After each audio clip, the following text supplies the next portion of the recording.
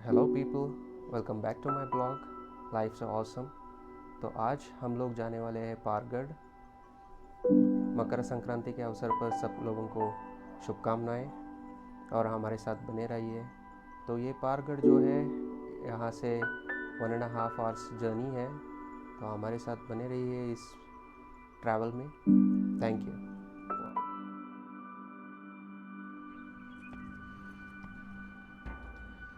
सही में यहाँ पे ऊपर तो चढ़ना ही चाहिए।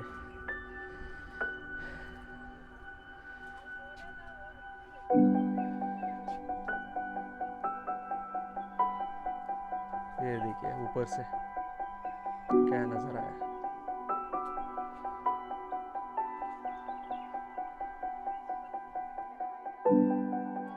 Hi guys.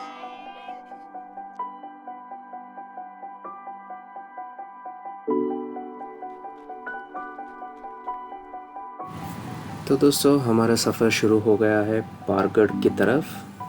तो पारगढ़ सिचुएटेड है गोवा और महाराष्ट्र के बीच में, यानी बॉर्डर पे। और ये बहुत ही सुंदर जगह है, इसलिए बहुत सारे टूरिस्ट्स यहाँ पे विज़िट करते हैं। और इस किले को छत्रपति शिवाजी ने बांधा था, और रायबा यहाँ के कमांडर थे। तो रायबा तानाजी के बेटे थे। और इस किले का हाइट है 914 मीटर्स और 48 स्क्वायर एकर्स में फैला हुआ ये एक किला है, जो कोई भी एनिमी के द्वारा इसको एक्वायर नहीं कर पाए। इवन ब्रिटिश भी इसको एक्वायर नहीं कर पाए थे। तो ये खासियत है इस किले के बारे में। और ये किला ऐसा है कि ये नेचुरली एनिमी को डिफेंड करने के जैसे वो खड़ा है। तो तीनों तरफ से वो अपने आप में इतना हाइट में है कि कोई चढ़ नहीं सकता है। और एक ही जगह है जो एंट्रेंस, तो वहाँ से एंटर कर सकते हैं। तो अभी आप जिस तरह से देख रहे हैं, अभी हम लोग कर्नाटका बॉर्डर क्रॉस किए, और अभी इस बॉर्डर को क्रॉस करते ही हम लोग महाराष्ट्र के अंदर अभी दाखिल हो गए। तो ये है थोड़ा बहुत जानकारी किले के बारे में। जैसे मैं कह रहा था पारगढ़ के बारे में, ये पारगढ़ अपने आप में एनिमी को डिफेंड करने के जैसे ये खड़ा है। तो ईस्ट, वेस्ट और नॉर्थ, तो तीनों तरफ से ये बहुत ऊंचाई में है। और इसे गौर किया छत्रपति शिवाजी ने, जब वो पोर्चुगीज़ से बैटल करके रिटर्न आ रहे थे। तो उस समय 1676 में इसको जियोग्राफिकली उन्होंने रिकग्नाइज किया इस लोकेशन को। और यहाँ पे किला बनाने का वही एक मेन रीज़न है, अगर पोर्चुगीज़ रिटर्न अटैक करेंगे तो वहाँ से वो आइडेंटिफाई कर सकते या फिर प्रिपेयर हो सकते इन एडवांस। तो उनको मैसेज मिल सकता है कि पोर्चुगीज़ का अटैक होने वाला है। तो उसके वजह से यहाँ पे एक किला बनाया। तो ये था उनका प्लानिंग। और जिस ईयर उन्होंने आइडेंटिफाई किया, उसी साल उन्होंने इस किले को बांधा भी। और भी रोचक बातें हैं, मगर अभी वीडियो की तरफ ध्यान देंगे, क्योंकि यहाँ पे हम लोग एंटर करने वाले हैं पारगढ़। और जो अभी आप सामने अभी जो देख रहे हैं वही है फोर्ट। आज के दौर में भी यहाँ पे पहुँचना बहुत ही मुश्किल है। जैसे कि आप रास्ते देख रहे हैं, ये सह्याद्री हिल्स के बीचों बीच में से हम लोग जा रहे हैं। सह्याद्री हिल्स या फिर वेस्टर्न घाट्स बुला सकते हैं। और यहाँ पे 2002 में ये रोड्स अभी बने हैं। तो इससे पहले रोड्स भी नहीं हुआ करते थे यहाँ पे आने के लिए।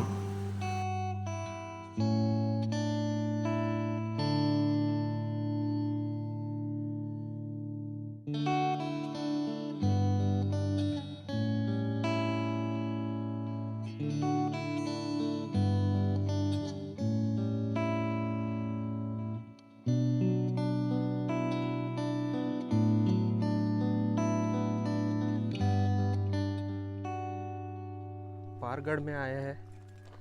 यहाँ पे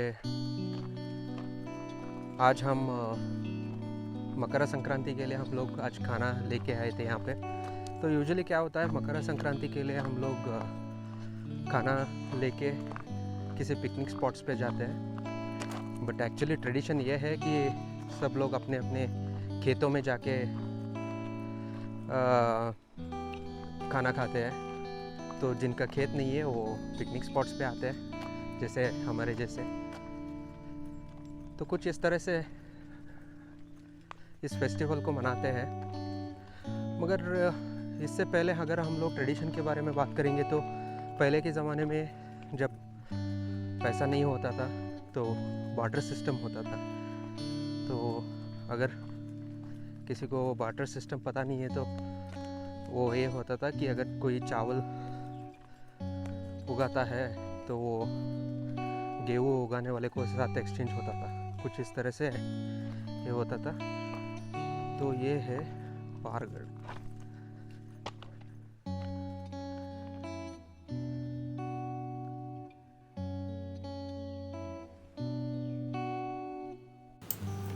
तो दोस्तों, संक्रांति के बारे में कहा जाए तो ये हमारे लिए नया साल होता है। ये यूजुअली एक्यूरेटली बताया जाए तो 13th मिडनाइट यानी 13th जनवरी 12:55 मिडनाइट को ये शुरू होता है। तो रात में आता है, तो इसलिए हम लोग 14th सुबह से हम लोग ये फेस्टिवल शुरू होता है। 14th और 15th हम लोग सेलिब्रेट करते हैं। 14th को घर पे हम लोग खाना बना के खाते हैं, तो बाद में 15th को हम लोग यूजुअली बाहर जाते हैं। तो ऐसे यहाँ पे नॉर्थ कर्नाटका में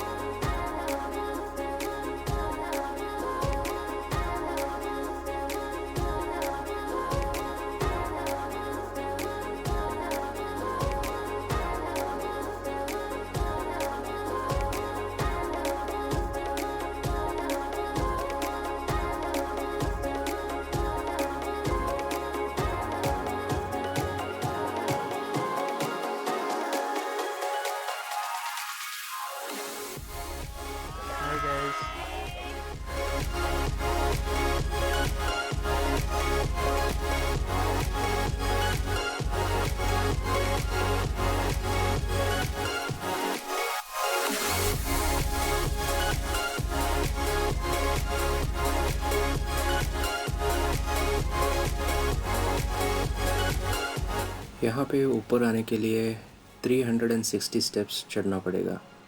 तो ये है इसका हाइट, अगर आप एंट्रेंस से आएंगे तो। मगर हम लोग पीछे से जो व्हीकल्स को रास्ता बनाया है, तो वहाँ से हम लोग व्हीकल लेके आए थे ऊपर। तो दोस्तों, हम जिस रास्ते से आए हैं बहुत ही मुश्किलदायक रास्ता था ड्राइव करने के लिए, क्योंकि ये अभी हमारा गाड़ी जो है हम ऊपर लेके आए हैं, और ऊपर लेके आने में जो मशक्क़त लगी है वो आपको जाने के टाइम पे दिखाऊंगा। वैसे आने के टाइम पे तो मैं रिकॉर्ड नहीं कर पाया, मगर जाने के टाइम पे आप जिस तरह से जो डाउनहिल आप देखेंगे उससे अंदाज़ा लगा सकते हैं कि चढ़ने के टाइम पे कितना मुश्किल हुआ होगा।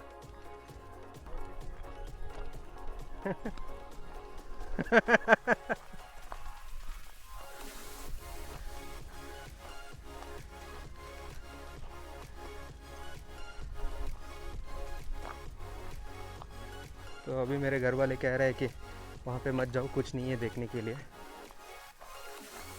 तो चलिए यहाँ से जाएंगे।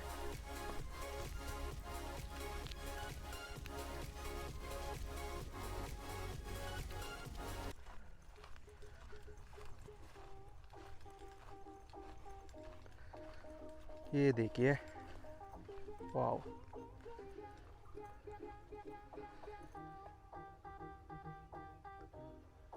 तो अभी हम किले के ऊपर खड़े हैं। तो हमेशा ये किले जब भी बांधते थे तो ऊपर या फिर हाइट वाली जगह पे देख के पहाड़ों पे बांधते थे, तो सभी तरफ से आने वाले दुश्मनों के ऊपर नज़र रख सकते हैं ना। तो उस टेक्निक की वजह से हमेशा पहाड़ों पे किला बनते थे। तो ये देखिए, ये घर दिख रहा है मुझे, आपको भी नज़र आता होगा कैमरे में।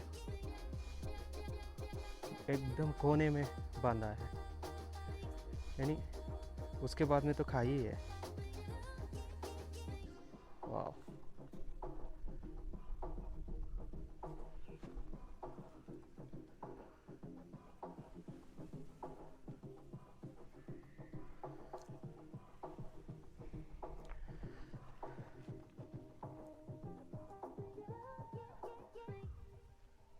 ये देखिए, अब यहाँ पे आके क्या बोले या क्या नहीं बोले, कंफ्यूज हो जाता है आदमी नेचर को देख के।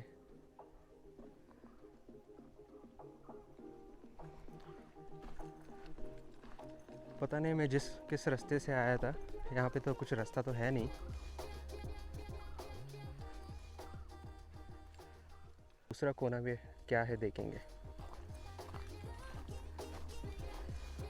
तो यूजुअली मुझे क्या होता था, यहाँ पे शूट कर लेने के बाद में घर जाके एडिटिंग करने का बहुत मुश्किल वाला काम है। तो आइंदा से आप लोगों को कुछ ऐसे ही रॉ वीडियोस ही मिलेंगे, जहाँ पे ज़्यादा कुछ मैं एडिटिंग नहीं करने वाला हूँ,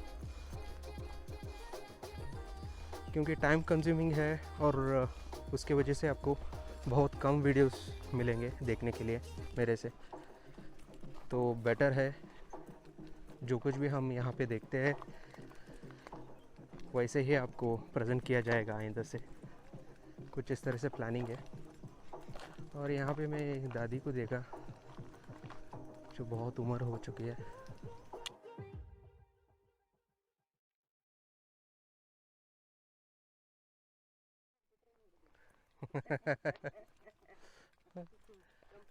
ये देखिए मेरे घर में क्या बोल रहे हैं,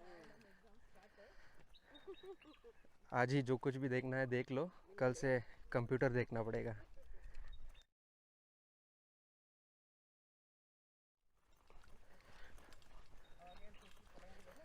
वही, जब भी मौका मिलता है तो एंजॉय करना है, और जब काम करने के टाइम पे तो काम करना ही पड़ेगा।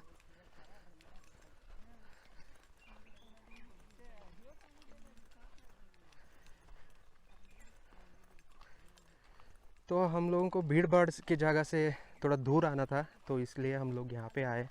नहीं तो यूजुअली आसपास के सभी पिकनिक स्पॉट्स ऐसे होते हैं कि आपको बैठने के लिए भी जगह नहीं मिलेगा।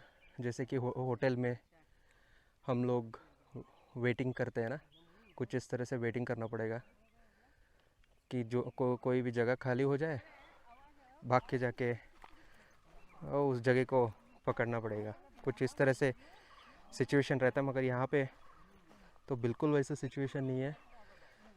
जहाँ चाहिए आप खाना खाने के लिए बैठ सकते हैं।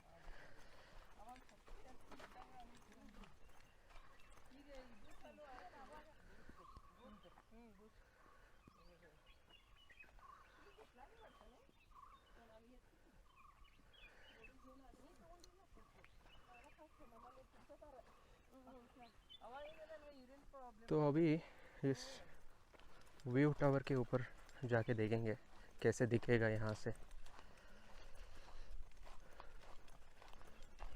बिल्कुल ही शांत, प्रशांत और विशाल जगह है।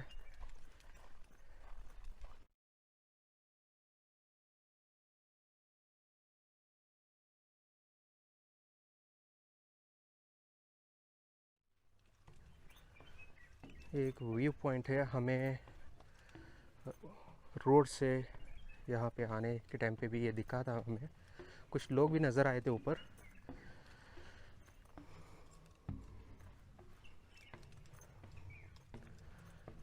वाह,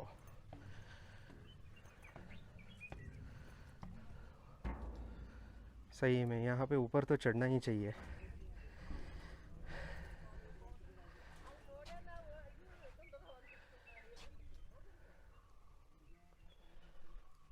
ये देखिए ऊपर से क्या नज़र आया है।